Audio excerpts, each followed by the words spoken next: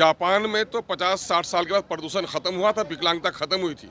लेकिन बिहार के शिक्षा जगत पर आपने जो बमबारी की है, 200 साल तक आने वाली पीढ़ी मानसिक विकलांगता से नहीं निकल पाई। जिस राज्य में बेरोजगारी हो, वहाँ 1,20,000 बच्चे क्वालिफाई कर रहे हैं।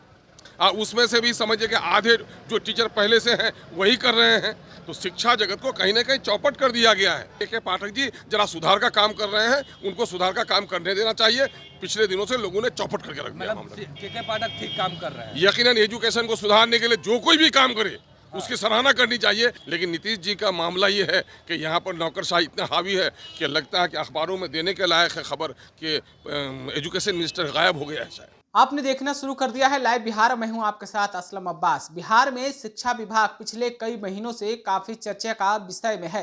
दरअसल बिहार में छुट्टियों को लेकर लगातार राजनीति भी हो रही है। एक तरफ सरकार अपनी पीठ थपथपा रही है तो दूसरी तरफ विपक्ष इसे तुष्टीकरण की नीति को लेकर जोड़ रही है और साफ साफ कह रही है कि मुख्यमंत्री नीतीश कुमार इस बिहार को इस्लामिक स्टेट बनाना चाहते हैं। तो दूसरी तरफ महागठबंधन यानी कि सरकार में जो मौजूद पार्टियां कह रही है कि के पाठक बिहार में शिक्षा व्यवस्था को मजबूत करने में लगातार लगे हुए हैं। कहीं कोई तुष्टीकरण की बात नहीं है। इसी मामले पर एमआईएम के विधायक प्रदेश अध्यक्ष अख्तरुल ईमान ने पत्रकारों से बातचीत करते हुए कहा है कि दोनों पार्टियां माइनॉरिटी अल्पसंख्यकों के नाम पर खिलवाड़ कर रही है। सब लोग अपने अपने पक्ष में गोलबंद करने में लगे हुए हैं, जबकि सच्चाई कुछ नहीं है। जबकि बिहार में शिक्षा व्यवस्था को के पाठक जो भी एक्शन ले रहे हैं वो बेहतर ले रहे हैं और अच्छा कर रहे हैं, इसमें कहीं कोई दो राय नहीं है। साथ ही साथ उन्होंने मुख्यमंत्री नीतीश कुमार पर भी सवाल उठाया है। जरा अख्तरुल ईमान क्या कुछ बोल रहे हैं सुन लीजिए। खुश हो जाए।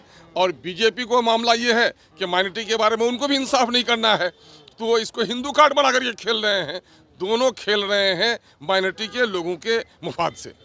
कहा जा रहा है कि के पाठक तो कहीं ना कहीं बिहार के एजुकेशन सिस्टम को संभाल रहे हैं ना, सुधार रहे हैं, बदलाव कर रहे हैं ताकि बच्चों को अच्छे से अच्छे नॉलेज मिल सके। अरे भाई ये कोई बड़ा मुद्दा ही नहीं है भाई। इसमें अगर सुधार की जरूरत है तो सुधार भी कर लेगा। न मीडिया का मुद्दा है ये, न सरकारों को ये करना चाहिए, न आवाम को इसमें वावेला मचाना चाहिए।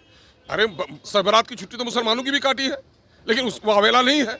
इसको कुछ लोग ऐसे हैं जो बीजेपी के लोग इसको बहुत बढ़ा चढ़ा के पेश कर रहे हैं, लेकिन दोनों खेल रहे हैं माइनॉरिटी के इशू से।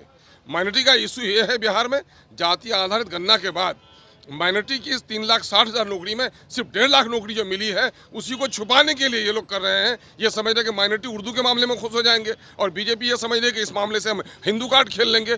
दोनों खेल रहे हैं ये लोग। अख्तरुल जी, एक सवाल रहेगा, जिस तरीके से के पाठक एजुकेशन सिस्टम में काम कर रहे हैं तो जो लेफ्ट के दल के लोग हैं वो लोग सवाल खड़े करें कि कहीं ना कहीं ये अफसरशाही बिहार में है। देखिए, मैंने कहा था 2012 में सदन में कि माननीय मुख्यमंत्री जी बिहार की शिक्षा जगत पर आपने जो बमबारी की है, तो जापान में तो 50-60 साल के बाद प्रदूषण खत्म हुआ था, विकलांगता खत्म हुई थी।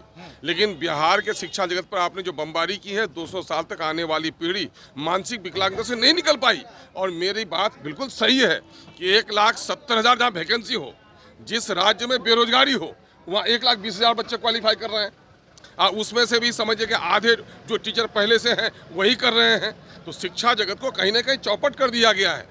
बेटी पढ़ाओ बेटी बढ़ाओ, कॉलेज में एडमिशन का सिस्टम इसने ऐसा कर दिया है कि जिस बच्ची का अपना घर में आज के दिन में जो लॉ एंड ऑर्डर का फेलियर है, कोई बच्ची जा सकती है 70 किलोमीटर 80 किलोमीटर दूर पर उनको कॉलेज दिया जा रहा है। तो ये लोग कहीं कुछ भी नहीं कर रहे। के पाठक जी जरा सुधार का काम कर रहे हैं, उनको सुधार का काम करने देना चाहिए।